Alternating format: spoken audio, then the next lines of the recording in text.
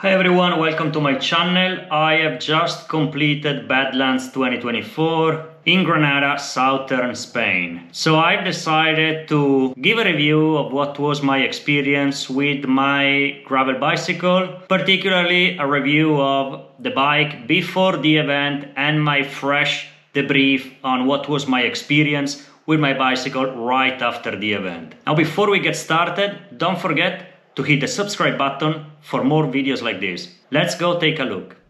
Hi everyone, welcome to Granada, where tomorrow I'll be joining the Badlands 2024 Ultra Cycling Race. Now, I promised to show you my bike, so let's take a look. So here is my rig, Lauf Sigla with True Grit fork.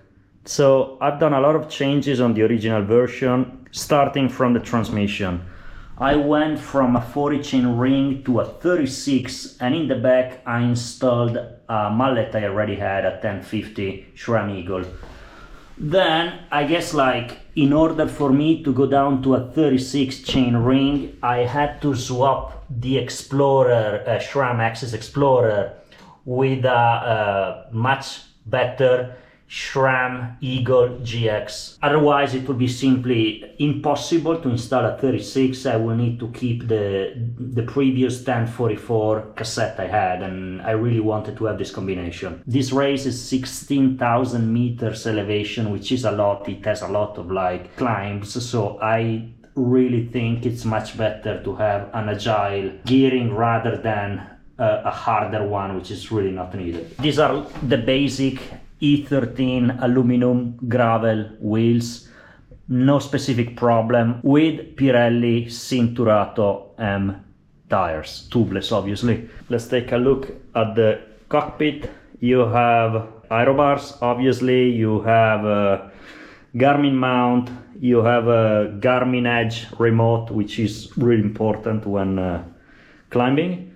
And then I have built myself this connector for the aero bars. The front light for night riding will go here, and under the top of the aero bars there are SRAM access blips to change gears from the bars. In terms of bags, Apidura is what I had, mechanical stuff here, and a power bank, food, and then clothes and very light sleeping kit here. I decided in the last days not to go with a front handlebar bag, because it was, in many rides I did, always in the way. It was it had a lot of volume, it was kind of moving. I didn't like the position because it would interfere with my position on the aero bars, and so I prefer to do without.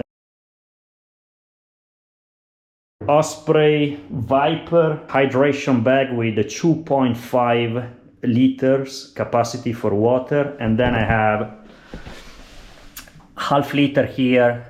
More I cannot, the frame is small, so if it was bigger bottle it would kind of touch against the tire. A half liter bottle is just a storage bidon with some mechanical things inside. So in total 3.5 liters. I'm also having, not installed yet, but food pouches. I have two, one installed, the other in the back, and I will only use it if needed. There is a 110 kilometer stretch with nothing to resupply, so I need to use both of them in that case, and that will give me an extra liter capacity.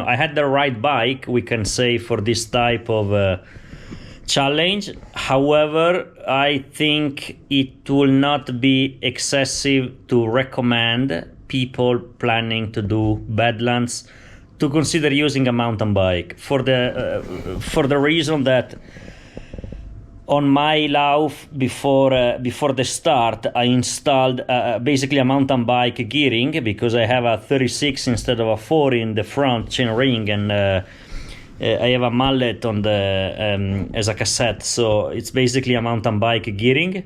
So I have a kind of a front suspension, though not a full suspension on the front like mountain bikes have, but I could definitely have enjoyed it. Mountain bikes also have the advantage of have bigger tires that will definitely, be a benefit in that situation. But I'm happy. Ride bike, it was, I guess, designed for this type of situations. I never had, in 6 days riding non-stop, any type of pain or discomfort, excuse me, to my neck, to my shoulders, the upper part, or lower back, which are some of the spots where cyclists have oftentimes chronic pain. I never had it during the ride, so I really thank my bicycle and of course a professional bike fitting I had before the event. Redshift deserves a major shout out, because I deeply enjoy the comfort that the ergo grips in the drops and in the bar provided. I mean, it was absolutely a delight to be able to use them during the competition. Major problems, probably the braking system, that slowly from the third day onwards, especially on the last day, on the sixth day, the front brake system basically stopped working, because I used up all the braking pads, and the rear one was probably already less than 50% of braking power. Why didn't I bring braking pads? Some of you might be thinking, well, instead of bringing them with me and having the extra thing to carry, small thing, easy to lose, I decided to change them brand new right before the start. So nonetheless, I was using SRAM organic pads, and like I wasted an entire pair in like 4 days of riding. I mean, and so I'm really unhappy with this SRAM Rival braking system. I don't think it was up to this type of challenge. Another thing that was not really a problem, but it could have become, was on the bike the cable that is connecting, basically the braking cable that goes from the left side of the handlebar down to the front brake.